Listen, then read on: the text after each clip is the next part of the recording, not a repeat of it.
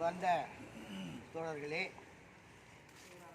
ஒரு 48 நாள் முழுமையாகவும் 49வது நாள் நம்ம போராட்டத்தை முடித்தோம். ஒரு மிகப்பெரிய போராட்டம். 48 நாளுங்கிறது வரலாற்றில் கட்டாயமாக பொன்னெழுத்துக்களால் பொறிக்கப்படும். அது நம்ம என்னைக்காக இருந்தாலும் இந்த போராட்டம் வரலாற்றில் பேசும். அதில் ஒன்றும் மாற்றுக்கிறது இல்லை. அதில் நம்ம எல்லாரும் பங்கெடுத்துக்கிட்டோம் அப்படிங்கிறது மிகப்பெரிய மகிழ்ச்சி. அதுக்கு முதல்ல உங்கள் எல்லாருக்கும் என்னுடைய மனமார்ந்த வீர வணக்கத்தை நான் தெரிவித்துக் கொள்கின்றேன். இந்த போராட்டத்தோட விளைவு என்னன்னா, ஒரு அரசோட பேச்சுவார்த்தை, அது இந்த திமுக கவர்மெண்ட்டோட ஒரு பேச்சுவார்த்தை நடத்துகிற அளவுக்கு ஒரு போராட்டத்தை வலிமையாக நடத்த முடியும் அப்படின்னா நம்மளால தான் அது நடத்த முடிஞ்சது. நம்மளால தான் அது நடத்த முடிஞ்சிருக்குங்கிறது ஒரு மிகப்பெரிய மகிழ்ச்சி. பெரிய ஜாக்டோ ஜியோ போராட்டம் கூட இந்த அளவுக்கு ஒரு பேச்சுவார்த்தை அப்படிங்கிற அளவுக்கு போக முடியாமல் இன்னை வரைக்கும் போராடிக்கிட்டே இருக்காங்க. ஏதோ இந்த செப்டம்பரில் அந்த பழைய பென்ஷன் ஸ்கீம் அறிவிச்சிறதா ஒரு தகவல் வந்துக்கிட்டு இருக்கு. அது எந்த அளவுக்கு உண்மையாக இருக்க போகுதுன்னு தெரியல. வந்துச்சுன்னா ரொம்ப மகிழ்ச்சி. அது எல்லா அரசு ஊழியர்களுக்கும் இங்கே இருக்கிறவங்களுக்கும் அது ரொம்ப பலனுள்ளதாக இருக்குது. ஆனால் அது எந்த அளவுக்கு வரப்போகுது என்னன்னு தெரியல. ஆனால் அதை நோக்கிய அந்த பயணம் வந்து அரசு ஊழியர்கள் மத்தியில் இன்னும் கூட அந்த ஒரு யூனிட்டி அப்படிங்கிறது இன்னும் வராமல் இருக்குது. ஆனால் நம்ம எதையும் பார்க்கல. நம்ம இன்றைக்கி இருக்கிற இந்த தோழர்கள் கிட்டத்தட்ட அந்த 50 பேரும் மாற்றி நம்ம தொடர்ந்து அந்த போராட்டத்தில் வலு சேர்த்துக்கிட்டே இருந்தோம். இது வந்து ஒரு மிகப்பெரிய மாசாக வெற்றி அடைஞ்சிருக்கு. இதில் வந்து நம்ம என்ன நடந்தது அங்கே அப்படிங்கிறத அன்றைக்கி நம்ம விரிவாக எடுத்து சொல்ல முடியல. நான் முன்னாடியே சொன்னேன், வர்ற ஒரு நன்றி அறிவிப்பு கூட்டம் நடத்துவோம். அந்த நன்றி அறிவிப்பு கூட்டத்தில் நம்ம எல்லாத்தையும் தெளிவாக பேசுவோம் அப்படின்ட்டு. பட் ஆனால் அந்த நன்றி அறிவிப்பு கூட்டத்தில் நமது எழுச்சி தமிழர் தோல் திருமாவளவன் அவர்களுடைய வேண்டுகோள் வந்து என்னென்னா, நமக்கு என்னென்னா அரசுக்கு பாராட்டு விழா இல்லை அரசுக்கு நன்றி சொல்கிறதுங்கிறதெல்லாம் 2ஆம் பட்சம். நம்ம யாருக்கு நன்றி சொல்லணும்னு நினச்சோம்னா, இந்த போராட்டத்துக்கு நம்மளோட களத்தில் நின்னாங்க இல்லையா, நமது சட்டமன்ற உறுப்பினர், பாராளுமன்ற உறுப்பினர், கம்யூனிஸ்ட் தோழர்கள், விவசாய அந்த வியாபார வர்த்தக சங்கத்தை சார்ந்த பொறுப்பாளர்கள், மற்ற கட்சிகளை சார்ந்த பொறுப்பாளர்கள், இவங்க எல்லாம் நம்ம கூட்டத்துக்கு தொடர்ந்து ஆதரவு கொடுத்துட்டே இருந்தாங்க. அந்த ஆதரவு கொடுத்தவங்களுக்கு நன்றி தெரிவிக்கிறதுங்கிறது தான் நம்மளுடைய பண்பாடாக இருக்கும். அதனால் அவர்களுக்கு வந்து நம்ம முழுமையாக நன்றி தெரிவிக்கணும் அப்படிங்கிறது தான் நம்மளுடைய நோக்கமாக இருந்தது. அதனால் அவங்களுக்கு நன்றி தெரிவிச்சிருவோம் முதல்ல அப்படிங்கிறது தான் நம்மளுடைய திட்டமாக இருந்தது. அதுக்காக தான் அந்த நன்றி அறிவிப்பு கூட்டத்தை நடத்துறதுன்னு முடிவோடு இருந்தோம். ஆனால் நம்ம அந்த நன்றி அறிவிப்புக்கு தேதி கேட்கும்போது நம்ம சட்டமன்ற உறுப்பினர் அவர்கள் 7ஆம் தேதி வந்துடுறேன் அப்படின்னு சொல்லிட்டாங்க, சிந்தனை செல்வன் சார். அதுமாதிரி நமது கேபி சாரும் நான் வந்துடுறேன், அவர் ஹிமாச்சல் பிரதேசில் இருந்தார், இருந்தாலும் நீங்கள் 7ஆம் தேதி கூட்டம் வச்சுருக்கீங்கன்னா நான் 7ஆம் தேதி வந்துடுறேன் அப்படின்னு அவரும் உத்தரவாதம் கொடுத்துட்டாரு. ஆனால் நம்மளுடைய நாடாளுமன்ற உறுப்பினர்களை சந்திக்கும் போது இது நமக்குள்ளே நன்றி தெரிவிச்சுக்கிறதுங்கிறத விட, முதல்ல இவ்வளோ பெரிய போராட்டம் பண்ணியிருக்கீங்க, நம்ம இவ்வளோ பேச்சுவார்த்தை நடத்தியிருக்கோம், முதல்ல அவங்க ஏதாவது 1-2 காரியத்தாவது முதல்ல செஞ்சு முடிக்கட்டும். அந்த செஞ்சு முடித்தாதான் அதுக்கப்புறமா நம்ம அந்த கூட்டத்தை நடத்தினோம்னா அது வந்து சிறப்பாக இருக்கும். அதனால் வந்து அவங்க ஏதாவது செய்யட்டும், இல்லை அதை செய்ய வைக்கிறதுக்கான முயற்சிகளை நம்ம ஈடுபடுவோம், அதுக்கப்புறமா நம்ம இந்த நன்றி அறிவிப்பு வச்சுக்கிட்டால் நல்லாயிருக்கும் அப்படின்னு நினைக்கிறேன் அப்படின்னு சொன்னார். அது வந்து உண்மையிலுமே சரியான செயல்பாடாக மனசில் தோணுச்சு. சரி, அவர் சார் சொல்கிறதும் சரிதான். அதனால் நம்ம ஒரு போராட்டம் நடத்தியிருக்கோம். அரசு சும்மா பேச்சுவார்த்தைங்கிற பேரில் நம்மளை ஏமாத்துகிற மாதிரி இருக்கக்கூடாது. ஆனால் அது ஏமாற்ற முடியாது. ஏன்னா இதுக்கு வந்து சாட்சியாக அங்கேயே சொல்லிட்டு தான் வந்தோம். இதுக்கு வந்து சாட்சி வந்து உங்களெல்லாம் நீங்கள் ரிட்டனாக லெட்டர் கொடுங்க. ஏன்னா எப்படி மினிட்ஸ் ரெக்கார்ட் ஆகிடும், நம்ம என்ன பேசியிருக்கோம் என்னங்கிறதெல்லாம். அது அந்த மினிட்ஸ் வச்சு 5ஆம் தேதி அன்றைக்கி நம்ம கோரிக்கைகள் தொடர்பாக திருப்பி ஒரு கூட்டம் போட்டு அது சம்மந்தமாக விவாதிச்சிருக்காங்க. நம்ம என்னென்னலாம் கோரிக்கை வச்சோமோ அதெல்லாம் எப்படி செய்கிறது, என்னென்ன செய்யணுங்கிறதெல்லாம் பேசியிருக்காங்க. அது நடைமுறைப்படுத்தப்படும். ஆனால் அதுக்கான மினிட்ஸ் கொடுங்க அப்படின்னு கேட்கும்போது அவர் மினிஸ்டர் சொன்னார், இதுக்கு என்ன நீங்கள் என்னென்னலாம் நான் சொல்லியிருக்கணும் டிக் பண்ணிக்கங்கன்னு சொல்லியிருக்கணும், அதெல்லாம் நாங்கள் செஞ்சு முடிச்சிடுவோம், அதில் ஒன்றும் மாற்றுக்கிறதே கிடையாது, கட்டாயமாக செஞ்சு முடிச்சிடுவோம். நீங்கள் வந்து இதுக்கு சாட்சி வந்து யாருன்னா திருமாவளவன் சார் தான், தலைவரே இங்கே நிற்கிறாரு, அவருக்கு மேலே உங்களுக்கு என்ன சாட்சி வேணும், நீங்கள் ரிட்டனாக எழுதி கொடுத்தா கூட ஏமாற்றிடுவாங்க, அவரை ஏமாற்ற முடியாது, அவர் தான் சாட்சி அப்படின்னாரு. அது சொன்னதுக்கு அப்புறமா நான் ரிட்டனாக எழுதி கொடுங்கிறத கேட்குறத விட்டுட்டேன். ஏன்னா நமக்கு வந்து அவங்கள அப்பயே திருப்பியும் நான் சொல்லிட்டேன் சார், மினிஸ்டர் சொல்லியிருக்காரு நீங்கள் தான் சாட்சி அப்படின்னு சார்த்தியே அங்கேயே சொல்லிட்டேன். அதனால் நீங்கள் தான் இதுக்கான சாட்சி, என்னென்னத்தெல்லாம் நீங்கள் டிக் பண்ணி சொல்லியிருக்கீங்களோ இது எல்லாத்தையும் விரைவில் செய்து முடிக்கணும் அப்படின்ட்டு. அதனால் அதுக்கான உத்தரவாதமாக அவங்க கொடுத்துருக்காங்க. பர்டிகுலராக நம்ம ஓய்வூதியர்களோட பிரச்சனைகளை வந்து முக்கியமாக அவங்க சொல்லியிருக்கிறது என்னென்னா, இந்த ஓய்வூதியர்களுக்கு வந்து பிரச்சனைகளை உடனே கொடுத்துடணும், செஞ்சு முடிச்சிருவோம் அப்படின்னு இருக்காங்க. நம்மளுடைய அந்த நிலுவைத் தொகை இருக்கு இல்லையா, அதை கொடுத்துறதுக்கான முழு உத்தரவாதத்தை கொடுத்துருக்காங்க. அது ஒத்துக்கிட்டாங்க. ஆனால் அது எப்படி கொடுக்கறது அப்படின்னா, ஏக்தமில் அந்த ஒரு எவ்வளோ பட்ஜெட் 150 கோடினா 150 கோடி கொடுக்க முடியாது அப்படின்னாங்க.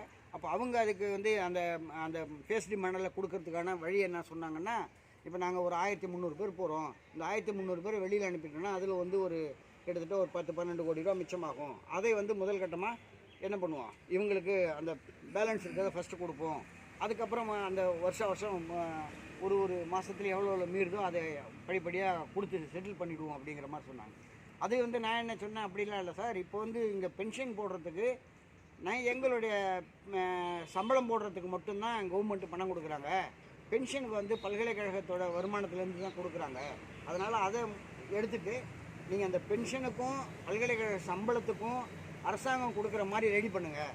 அப்படி ரெடி பண்ணினீங்கன்னா பல்கலைக்கழகத்தோட ஸ்டூடெண்ட்டு வருமானம்லாம் இருக்கு இல்லையா, அது வந்து வருஷத்துக்கு ஒரு 60 கோடி ரூபா வருது. அப்போ அது வருஷத்துக்கு 60 கோடி ரூபா வரும்.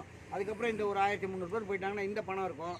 இதையும் சேர்த்து போட்டிங்கன்னா சீக்கிரமாக எங்களோட நிலுவைத் தொகை முடிஞ்சிடும். அதனால் அதுக்கான திட்டங்களை செயல்படுத்துங்க அப்படின்னு சொன்னோம். அதுக்கு உடனே ஹையர் எஜுகேஷன் செக்ரட்டரி என்ன சொன்னார்னா, இது நல்ல ஆலோசனை தான், இதை வந்து நம்ம ஃபைனான்ஸோட பேசி இதுமாரி அவங்க சொல்கிற மாதிரி இதை செஞ்சிடலாம் சார் அப்படின்னு மினிஸ்டர்கிட்ட உத்தரவாதம் கொடுத்துருக்காரு. அதனால் இப்போ வந்து நம்ம இதை அடுத்த கட்டத்துக்கு நகர்த்திக்கிட்டு போய் ஃபாலோ பண்ணி இதை வந்து நம்ம முழுமையாக விரைவில் செய்து முடிக்கணுங்கிறது நம்மளுடைய நோக்கம். அதை நகர்த்திடுவோம், செஞ்சிடுவோம். அதனால் நமக்கான நிலுவைத் தொகை இன்னும் காலங்கடத்த போதில் கிடச்சிரும். அதனால் அதில் நம்பிக்கையாக இருக்கலாம். நம்ம இன்னும் நமக்கு எந்த அச்சமும் தேவையில்லை, அதுக்கான முயற்சிகளை நம்ம ஈடுபடுவோம். ஆனால் அதுக்கிடையில் இங்கே பல்கலைக்கழகத்தோட சூழல் பார்த்திங்கன்னா எல்லாம் குழப்பமாக இருக்குது. நம்ம எவ்வளோ தூரம் படித்து இங்கே சொன்னோம் பூமா கோயிலில் இந்த சூழல் வந்து இது மாதிரி வந்துடும், தயவுசெய்து நீங்கள் எல்லோரும் வாங்கன்னு. இன்றைக்கி நம்ம இன்றைக்கி பதிவாளர் அலுவலகத்தை போய் முற்றுகையிடுறது, அதில் போய் அவரை கார்னர் பண்ணுறது, அதெல்லாம் நம்ம செய்ய முடியாமல் இல்லை. நாம் எல்லோரும் போய் உட்காந்தோம்னா அந்த காரியத்தை நம்ம செஞ்சுருக்க முடியும். அதை நம்ம அந்த நெருக்கடியை கொடுக்க முடியும்.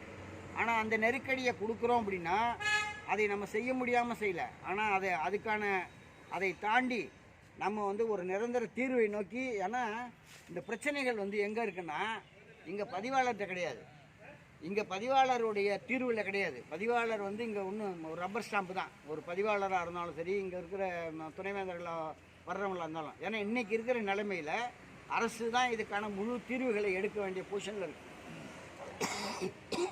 அப்போ அரசை நோக்கி நம்ம காயை நகர்த்தணும்.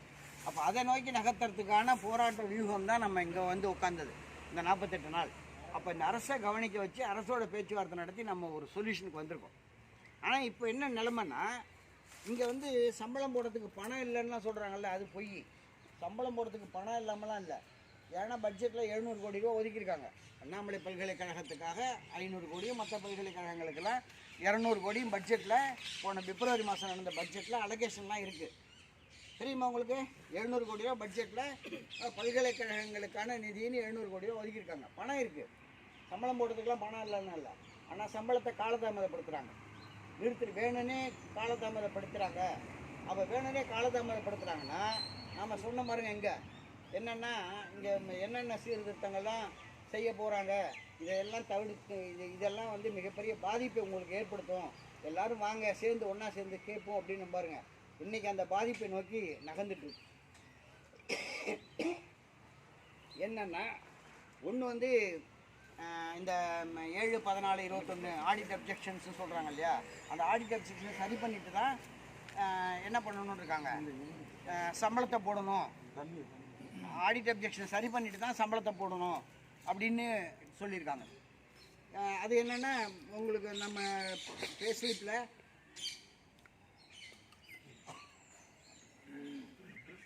நமக்கு ரிட்டையர்டான பென்ஷனர்ஸ் இருக்காங்கல்ல, நம்ம கோவிந்தராஜ் போன்றவங்களாம் இப்போ தான் ரிட்டையர்ட் ஆகிருக்காங்க. இவங்களோட பென்ஷன் ஃபைல் போயிருக்கு பாருங்கள். இதில் எல்லாம் என்ன பண்ணிட்டான்னா, அந்த ஆடிட் அப்ஜெக்ஷனை சரி பண்ணிவிட்டு நீங்கள் எடுத்துகிட்டு வாங்க, அந்த அப்போ தான் வந்து பென்ஷனே போட முடியும்னு போட்டு பில்லை போட்டு நிறுத்தி வச்சுருக்காங்க. பென்ஷனுக்கு ரெகுலர் பென்ஷன் ரிட்டையர்ட் ஆனவங்களுக்கு ரெகுலர் பென்ஷன் போடுறதுக்குள்ள ஒரு 35 பேர் கிட்டத்தட்ட அந்த பில்லு நிற்கிது. அப்படியே இந்த ஃபைலில் போட்டு இப்படி கிறுக்கி வச்சுருக்காங்க. இந்த கிறுக்கலை பல்கலைக்கழகத்து உள்ளேயும் பண்ணியிருக்காங்க.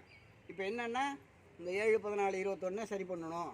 7/14/21 எப்படி சரி பண்ண போகிறாங்கங்கிறது இல்லை. அதில் நிறைய சிக்கல் இருக்குது. ஒன்று, அந்த டீம்டு ப்ரொமோஷன்ஸ் கொடுத்தாங்கல்ல, ப்ரொமோஷன்ஸ் கொடுத்தது அதில் எல்லாத்தையும் சம்பளத்தை குறைக்கணுங்கிறாங்க. சம்பளத்தை குறைச்சிட்டு திரும்பி ரீஃபிக்ஸேஷன் பண்ணிவிட்டு அதுக்கப்புறம் கொடுக்கணுங்கிறாங்க. அப்படின்னா ரீஃபிக்ஸேஷன் போனாங்கன்னா அது மிகப்பெரிய பாதிப்பு உள்ளே இருக்கிறவங்களுக்கு எல்லாருக்கும் ஏற்படுத்தும். அது என்னென்னா, ஒரு ஏஆர் டிஆர் லெவலில் இருக்கிறவங்கலாம் பார்த்திங்கன்னா 31,000 32,000 சம்பளம் குறையுங்கிறாங்க. ஒரு சூப்பரண்ட் லெவலில் இருக்கிறவங்களுக்கு 26,000 25,000 குறையுங்கிறாங்க. அடுத்து அசிஸ்டண்ட்லாம் இருக்கிறவங்களுக்கு 18,000 20,000 குறையுங்கிறாங்க. அதே மாதிரி ஒருத்தவங்களுக்கும் ஒரு ப்ரொமோஷன் வாங்கியிருக்கவங்களுக்கெல்லாம் அந்த கேட்டகரிக்கெல்லாம் இது மாதிரியான சம்பள விகிதங்கள் குறைவதற்கான வாய்ப்புகள் இருக்குது அப்படின்னு சொல்லி இங்கே பில்லை போட்டு எல்லாம் அனுப்பிட்டுருக்காங்க. அது ஒன்று. ரெண்டாவது என்னென்னா, செக்ரட்டரியேட் ஸ்கேல் பே வாங்கினாங்க. அதுக்கு வந்து என்ன ரீசன்னா 84 பண்ணது. அப்போ என்ன பண்ணாங்கன்னா, அதுக்கு முன்னாடிலாம் யூடிசி எல்டிசின்னு தான் இருப்பாங்க. யூடிசி எல்டிசின்னா அப்பர் டிவிஷன் கிளர்க்கு, இன்னொன்று லோவர் டிவிஷன் கிளர்க்கும்பாங்க. அவங்க தான் இருப்பாங்க. அது லோவர் டிவிஷன்லாம் என்ட்ரி கேடரு, அப்புறம் ப்ரொமோஷன்னா அப்பர் டிவிஷன் கிளர்க், இப்படி தான் இருந்தாங்க. அந்த 2 டிசிக்னேஷனாக இருக்கும். அப்போ அவங்களுக்குலாம் குவாலிஃபிகேஷன் 10th அந்த மாதிரி இருந்தால் போதும், பியூசி அப்படி வச்சுருந்தாங்க. அதுக்கப்புறம் பல்கலைக்கழகம் நிறைய விரிவாக்கம் பண்ணிச்சு. அப்போ டிடிஇ மற்ற தொலைதூர கல்வி இயக்கெல்லாம் வந்தோடனே அதிலோட கரஸ்பாண்டன்ஸ் லெட்டர்லாம் இங்கிலீஷில் போகணும், எல்லாமே லெட்டர்லாம் இங்கிலீஷில் போகணும். அது மாதிரி இருக்கும்போது அதுக்கு தகுந்த மாதிரியான குவாலிஃபிகேஷன் வைக்கணும்னு சொல்லிட்டு அடிஷ்னலாக டிகிரி குவாலிஃபிகேஷன் வச்சாங்க. அந்த டிகிரி குவாலிஃபிகேஷன் வச்சதுனால என்ன ஆகிடுச்சுன்னா, கவர்மெண்ட்லலாம் ஜூனியர் அசிஸ்டண்ட்டுக்கு அப்பாயின்மெண்ட்டு 10th தான். 10th குவாலிஃபிகேஷன் இருந்தால் போதும், டிஎன்பிஎஸ்சி எக்ஸாம் எழுதிட்டு அவங்க ஜூனியர் அசிஸ்டண்ட்டாக டைரெக்டாக வந்துடுவாங்க. ஆனால் நம்ம பல்கலைக்கழகத்தில் பட்டப்படிப்பு முடித்தவங்க மட்டும்தான் என்ன பண்ண முடியும், இங்கே ஒரு ஜூனியர் அசிஸ்டண்ட்டாகவும் அந்த பொசிஷனுக்கு வர முடியும். அதனால் இந்த மாதிரியான ஒரு ஹையர் குவாலிஃபிகேஷன், அது 10னா அதுக்கப்புறம் அது ஒரு 3, இது ஒரு 2-5 வருஷம் அடிஷ்னலாக படிச்சுட்டு வரோம். அதனால் எங்களுக்கு இந்த சம்பளம் வந்து எங்கே இருக்குன்னா, இது மாதிரி செக்ரட்டரியேட்டில் அந்த அசிஸ்டண்ட்டுன்னு என்ட்ரி ஆகிறாங்க, அவங்களுக்கு அந்த குவாலிஃபிகேஷன் வச்சுக்கிறாங்க, அவங்களுக்கு அந்த ஸ்கேலா பே கொடுக்குறாங்க. அதனால் அந்த ஸ்கேலா பே வேணும்னு சொல்லி 84 கேட்டு 84 இந்த செக்ரட்டரியேட் ஸ்கேலா பே இங்கே இம்ப்ளிமெண்ட் ஆச்சு. இப்போ என்ன பண்ணுறாங்கன்னா, இந்த பல்கலைக்கழகங்களுக்கு செக்ரட்டரியேட் ஸ்கேலா பே கொடுத்தது தப்பு. எப்போ கொடுத்தது, 40 வருஷத்துக்கு முன்னாடி கொடுத்தது தப்புன்னு சொல்லிட்டு அதை ரிவர்ட் பண்ண சொல்லி இப்போ பிரச்சனை நடந்துட்டு. இப்போ இதெல்லாம் வந்து நம்ம கரடியாக கத்திட்டு இருந்தோம், இதெல்லாம் நடக்க போகுதுங்களா, இது மாதிரிலாம் இருக்குது, எல்லாருக்கும் பாதிப்பு வர போகுது, நீங்கள் எல்லோரும் ஒன்று சேர்ந்து வாங்கன்னு. இப்போ நாங்களே பார்த்துக்குறோங்கிற கண்டிஷனுக்கு வந்துட்டாங்க. அதனால் அவங்க பார்த்துக்கிட்டோம், சந்தோஷம். அவங்க முயற்சிகள் என்ன இருக்கோ நடக்கட்டும், அதை வெற்றிகரமாக அதுலேருந்து சால்வ் பண்ணி வரட்டும், மீண்டு வரட்டும். அதுக்கான போராட்ட வியூகங்களை எப்படி அமைக்கிறாங்களோ பார்த்துக்கோம். ஏன்னா அரசு வந்து அசுரபலமான அரசு, ஒரு பெரிய யூனிட்டி இருந்தால் தான் எதையுமே சாதிக்க முடியும். இன்றைக்கி ஒரு எஸ்ஓஎல்ஓ ஒரு 600 பேர் இருக்காங்க. அந்த 600 பேர் வந்து போராடினாங்க, ஒரே நாளில் அரெஸ்ட் பண்ணிட்டு போனாங்க, தூக்கி கொண்டு வெளில வச்சாங்க. அடுத்த நாள்லேருந்து அந்த எஸ்ஓஎல்ஓ சவுண்டு வெளியில் கேட்கல. அடுத்த கட்டத்துக்கு என்ன, நம்ம இன்றைக்கி சம்பளம் இல்லைங்கிற போகிறோம். இது வந்து வாழ்வாதார பிரச்சனை, சம்பளம் இல்லைன்னு போராடுறீங்க. அப்போ அந்த சம்பளம் இல்லைங்கிறதுக்கான நிலைப்பாடு அரசு வேறு மாதிரி எடுக்கும். ஆனால் அதை தாண்டி சம்பளத்தை போட்டுட்டாங்கன்னா அதுக்கப்புறமா நீங்கள் மற்ற விஷயங்களுக்காக போராடும் போது அரசு வேறு மாதிரி நிலைப்பாடு எடுக்கும். அப்போ அதுக்கான பலம் இருக்கான்னா எனக்கு சந்தேகமாக தான் இருக்குது. அப்போ எல்லோரும் ஒரு யூனிட்டியாக இல்லாமல் நீங்கள் கொண்டு போனீங்கன்னா அது பின்விளைவு நல்லா இருக்காது. அப்போ அதெல்லாம் எப்படி மீட் ஓவர் பண்ண போகிறாங்கன்னு தெரியல. எதாக இருந்தாலும் வெற்றிகரமாக அதுலேருந்து மீண்டு வருவதற்கு வாழ்த்துக்கள். ரெண்டாவது என்னென்னா, அதில் ஓய்வூதியர்கள் மேலே ஏதாவது கையை வைக்க முடியுமா அப்படின்னு நம்ம பார்க்கணும். நம்ம பென்ஷனர்ஸ், இப்போ பென்ஷனர்ஸில் வந்து இதே மாதிரியான நம்ம வாங்கியிருக்கோம். இப்போ இதை அவங்களுக்கு கையை வச்சாங்கன்னா அடுத்தது நம்மளை கையை வைக்க முடியுமா? இந்த சம்பளத்தை குறைப்பு, 5 வருஷத்துக்குள்ள சம்பளத்தை குறைக்கிறது இல்லை அதுக்கான ஆக்ஷன் எடுக்கிறது ஏதாவது பண்ண முடியுமா அப்படின்னா, இதுக்கான நடவடிக்கைகளை பண்ண முடியாதுங்கிறதுக்கு சட்டம் வந்து நமக்கு பாதுகாப்பாக இருக்குது. ஓய்வூதியர்களுக்கு மட்டும் சட்டம் வந்து உச்சநீதிமன்றத்திலேயே அந்த சட்டம் வந்து ரெக்கவரிங்கிறதே போட முடியாது. ஓய்வூதியர்களுக்கு ரெக்கவரிங்கிறதே போட முடியாது. 5 இயர்ஸ், அந்த 5 இயர்ஸ்னு இல்லை, ஒன்ஸ் அவங்க ரிட்டையர்ட் ஆகி போயிட்டாங்கனாலே அதுக்கான ரெக்கவரியோ போட முடியாது. அப்படி நீங்கள் ரெக்கவரி போடணும்னா யாருக்கு போடணும்னா, அதிகமாக கொடுத்துட்டா கூட நீங்கள் ரிட்டையர்ட் ஆனவங்களுக்கு அதிகமாக கொடுத்துட்டோம் அப்படின்னு தெரிஞ்சால் கூட அவங்கள்ட்ட ரெக்கவரி போட முடியாது ஃபஸ்ட்டு. அப்படி ரெக்கவரி போட்டால் யார்கிட்ட போடணுன்னா, அதை தப்பாக போட்டவன் யார் போட்டானோ அந்த சம்மந்தப்பட்ட அதிகாரிகிட்ட தான் பிடிக்கணுமே தவிர அந்த ஓய்வூதியத்தை பிடிக்கக்கூடாது அப்படிங்கிறது சட்டம். அந்த சட்டம் வந்து உச்சநீதிமன்றம் போட்ட சட்டத்தை அதுக்கப்புறமா என்ன பண்ணிடுச்சுன்னா தமிழ்நாடு அரசு அரசாணையாகவே வெளியிட்டுருச்சு, ஜிஓவாகவே. முன்னாடி சட்டமாக இருந்தது, உச்சநீதிமன்றத்தில் ஜட்ஜ்மெண்ட்டு. அந்த ஜட்ஜ்மெண்ட்டை பேஸ் பண்ணி என்ன பண்ணிடுச்சு கவர்மெண்ட்டு, ஜிஓவே போட்டிருக்கு. அப்போ அரசாணையை நம்மளை பாதுகாக்குது. அதனால் ஓய்வூதியர்களான நமக்கு ஒரு பைசாவை கூட ஓய்வூதியத்திலேருந்து குறைக்க முடியாது. நல்லா தெளிவாக தெரியும். எந்த கணக்கு போட்டாலும் குறைக்க முடியாது. நமக்கு கொடுக்க வேண்டிய நிலுவையை குறைக்க முடியாது, முழுசாக கொடுத்தாகணும். அப்படி நீங்கள் ஏதாவது கையை வச்சான்னா இந்த சட்டத்துக்கு பதில் சொல்லி ஆகணும். அதுக்கு நாம் தயாராக இருக்கோம். தயாராக இருக்கோம்ல சார், எது வேணுமாலும் நம்ம கோர்ட்டில் போய் பார்த்துக்கலாம், நிற்காது இதெல்லாம். அதனால் நாம் சேஃபர் சைடில் இருக்கோம். இப்போ இந்த பிரச்சனைகளை உள்ளவங்க எப்படி மீட் ஓவர் பண்ண போகிறாங்க, எப்படி ஃபேஸ் பண்ண போகிறாங்க அப்படிங்கிறது ஒன்று. நம்ம வந்து அவங்கள நம்ம கரடி கூப்பிட்டோம், போராட்டத்துக்கு வாங்கன்னு சொன்னோம், லெட்டர் கொடுத்தோம், கூப்பிட்டோம், எதுவும் வரல. பட் ஆனால் நாம் நம்மளுடைய ஓய்வூதிய சங்கத்தின் சார்பாக இன்றைக்கி ஒரு தீர்மானம் நம்ம நிறைவேற்றுறோம். அதை நீங்கள் எல்லாம் ஆதரவு தெரிவிக்கணும். ஏன்னா சம்பளம் போடாமல் இருக்கிற அந்த ஊழியர்களுக்கு உடனடியாக தமிழக அரசு அவர்களுக்கு சம்பளத்தை போட வேண்டும் என்று இந்த பொதுக்குழு கேட்டுக்கொள்கிறது. கொள்ளாண்ட தீர்மானமா? ஏன்னா என்னன்றி கொன்றார்க்கும் உய்வுண்டாம் உய்வுள்ளை செய்நன்றி கொண்ட மகர்க்கும். அதனால நம்ம வந்து நம்ம எப்பயுமே வந்து அந்த நம்ம பல்கலைக்கழகத்துக்கு அந்த செய்நன்றியை மறக்கக்கூடாது. பல்கலைக்கழகமும் பல்கலைக்கழக ஆசிரியர் ஊழியரும் நல்லா இருக்கணும் அப்படிங்கிறதுல நம்ம ஓய்வூதியர்களை பொறுத்தவரையில் தெளிவாக இருக்கிறோம். அதனால் அவர்களுக்கு சம்பளம் கிடைக்கலன்னா அது நமக்கு கிடைக்காத மாதிரி தான். அதனால் அவர்களுக்கு உடனடியாக சம்பளத்தை போடணும், அதுக்கான நடவடிக்கைகள் எடுக்கணும். அதுக்கு அந்த போராட்டங்களில் நம்ம ஓய்வூதிய சங்கத்தை கூப்பிட்டாங்கன்னா நாம் போய் நிற்கிறதுக்கும் தயாராக இருக்கிறோம். அப்படிங்கிறத அது ஆதரவு கொடுக்கறதுக்கு நம்ம தயாராக இருக்கோம். அவங்க அதுக்கான நம்மளை கேட்டாங்கன்னா நம்ம ஆதரவு கொடுக்கவும் தயாராக இருக்கோம். நம்ம ஆதரவு கேட்டாங்கன்னா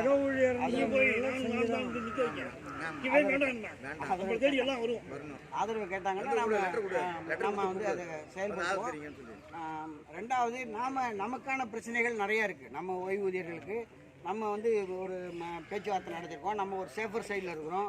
நம்ம அயர் பணி போனவங்களை பாதுகாக்க வேண்டிய பொறுப்பில் இருக்கிறோம். அந்த அயர் பணி ஊழியர்களுக்கான தீர்மானங்கள் என்னென்னலாம் நிறைவேற்றிருக்காங்க அதையெல்லாம் நம்ம செயல்படுத்த வேண்டிய பொசிஷனில் இருக்கிறோம்.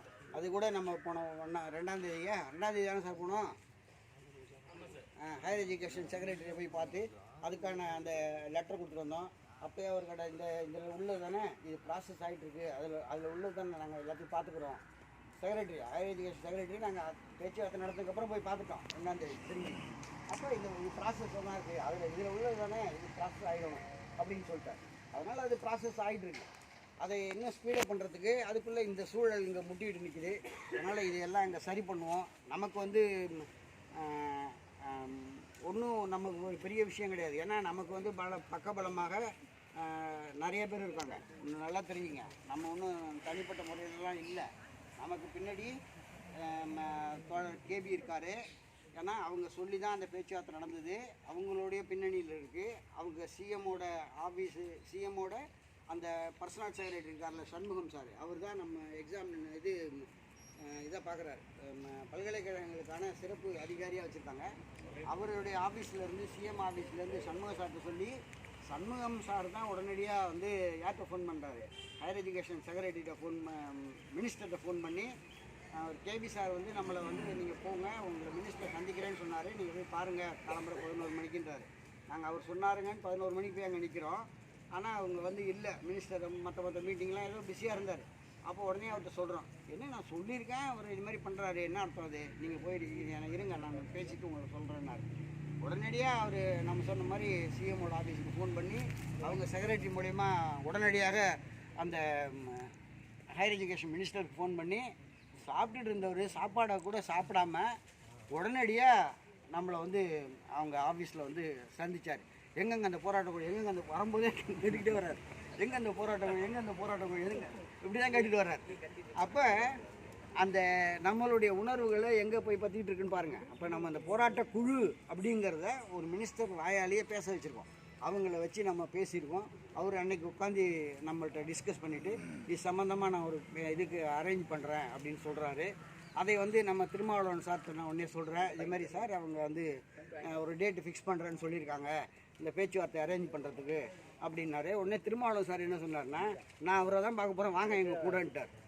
நாங்கள் போய் அவருடைய அலுவலகத்தில் பார்க்கும்போது என்னடா அது இது நம்ம முன்னாடியே மினிஸ்டர் இப்போ தான் காலம்பரை தான் சந்தித்தோம், திருப்பி ஒரு தட்டி போனோம்னா மினிஸ்டருக்கு தர்மசங்கடம் ஆகிடுமா, இது நம்ம எப்படி பண்ணுறது என்னன்னு யோசிச்சுட்டே இருந்தோம். உடனே சார்ட்டியை சொன்னேன், சார் காலம்பரை தான் சந்தித்தோம், அதனால் நீங்கள் ஒரு தாட்டி பேசிட்டு வந்து சொல்லிவிடுங்க என்னன்னு சொல்லுங்கன்னு சொல்லிட்டேன். உடனே சரின்ட்டு அவர் போயிட்டார்.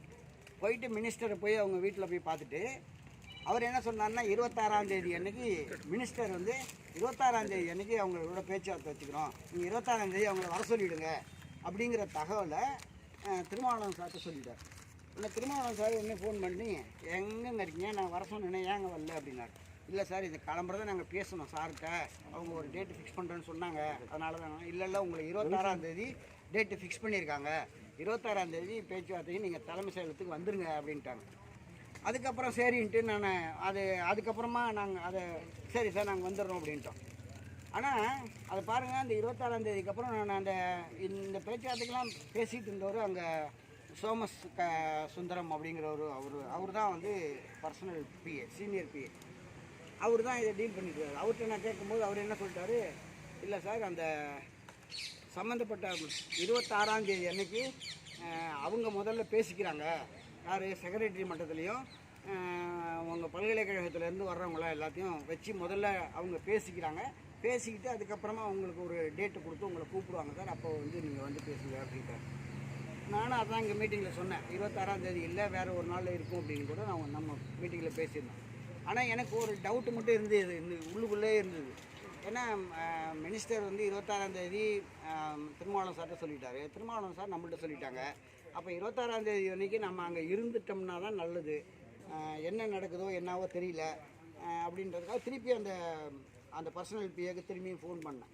இதுமாதிரி இருக்குது சார், நம்ம மினிஸ்டர் வந்து 26ஆம் தேதி திருமாவளவன் சார்ட்ட இதுமாதிரி வர சொல்லியிருக்காங்க. இல்லைங்க, உங்கள் யூனிவர்சிட்டியோட ரெஜிஸ்ட்ராரு மற்றவங்க ஆஃபீஸ் அதிகாரிகள் மட்டத்தில் முதல்ல பேசுகிறாங்க, நீங்கள் வேணால் அங்கே வந்து ப்ரெசண்ட்டில் இருங்க, என்ன நடக்குதுன்னு பார்த்துங்கன்னாரு. சரி இது போதுண்டான்ட்டு உடனே நாங்கள் கிளம்பிட்டோம். 26ஆம் தேதி அங்கே போனால் சரி, அங்கே வந்து கிளம்புறே போனோம்னா நாங்கள் ஒன்றும் என்ன நாங்கள் வந்திருக்கோம் அப்படிங்கிறத அந்த பர்சனல் பிஏட்ட சொல்லிட்டோம். பர்சனல் பிஏட்ட சொல்லிவிட்டு நாங்கள் வெளியில் வெயிட் பண்ணுறோம், சரி என்ன நடக்குதுன்னு பார்ப்போன்னு. எல்லோரும் போனாங்க, நம்ம ரெஜிஸ்டர் ஆஃபீஸ்லேருந்து இங்கே ஜே செக்ஷன் சி செக்ஷன் எல்லாம் ஒரு கூட்டமாக வந்தாங்க, எஃப்ஓ டிஎஃப்ஓ எல்லோரும் வந்துருந்தாங்க. எல்லாரையும் கூப்பிட்டு வச்சு பேசினாங்க. முதல்ல அவங்க இன்னசென்ட் திவ்யா வந்தாங்க, அதுக்கப்புறம் ஹையர் எஜுகேஷன் செக்ரட்டரி வந்தார், ஃபைனான்ஸ் செக்ரட்டரி வந்தார், நம்ம ரெஜிஸ்ட்ரார் வந்தார், மினிஸ்டர் வந்தார்.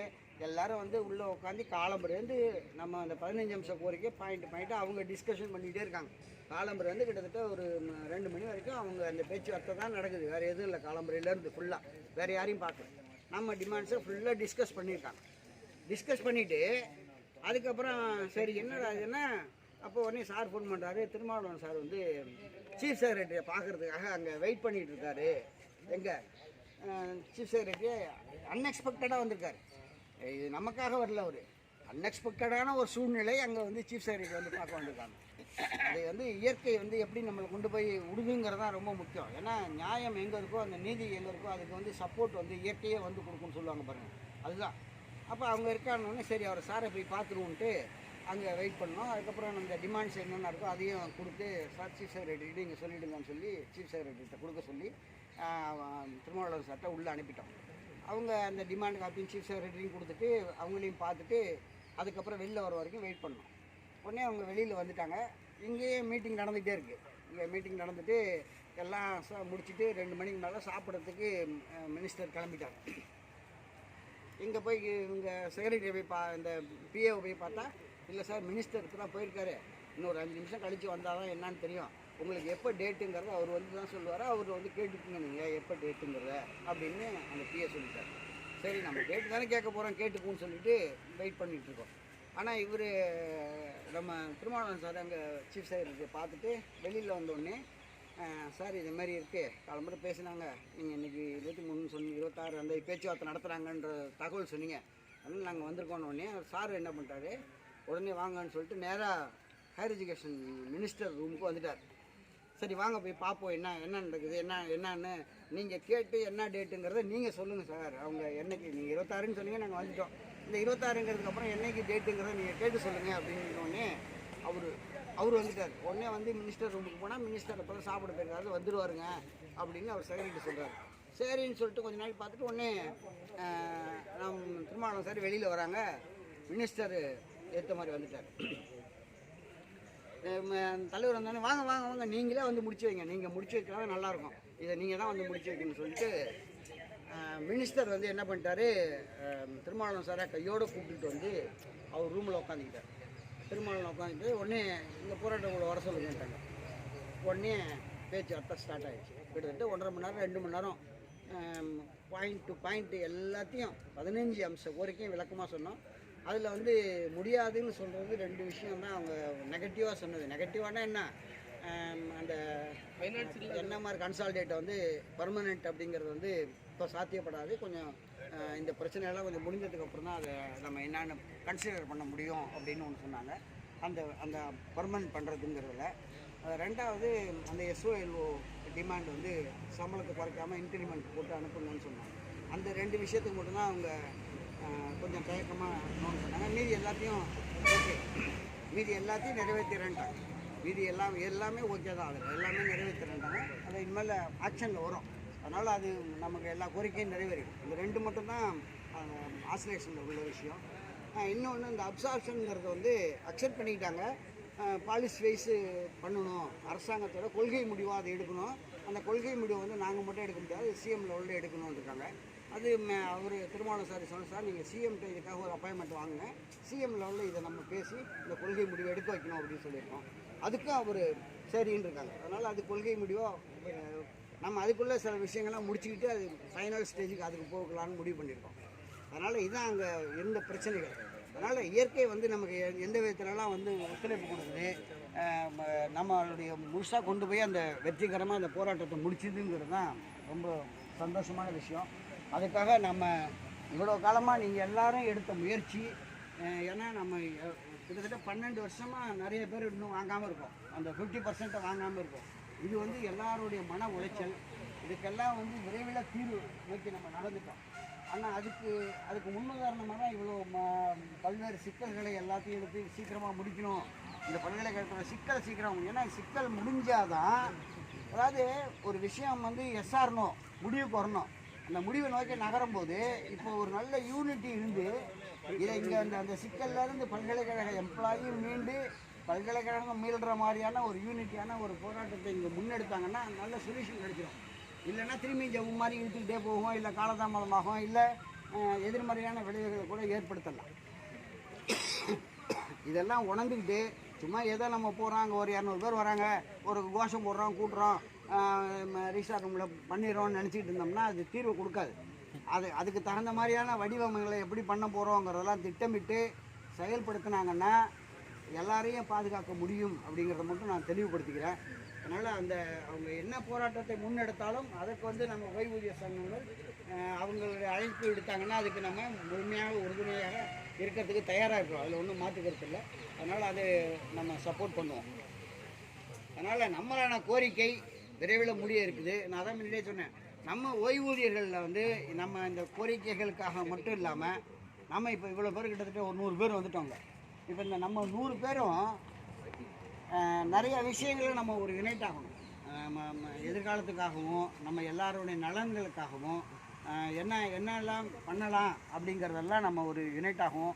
அதுக்கு தகுந்த மாதிரியான உங்களுடைய கருத்துக்கள்லாம் ஏதாவது இருந்ததுன்னா நீங்கள் வந்து நம்ம வாட்ஸ்அப்லேயே இருக்குது, எல்லோரும் குரூப்பில் இருக்கீங்க, நீங்கள் வாட்ஸ்அப்பில் கூட அந்த குரூப்பில் கூட நீங்கள் ஷேர் பண்ணலாம். நம்ம அடுத்தடுத்து இனிமேல் தொடர்ந்து பொதுக்குழு போடுவோம்.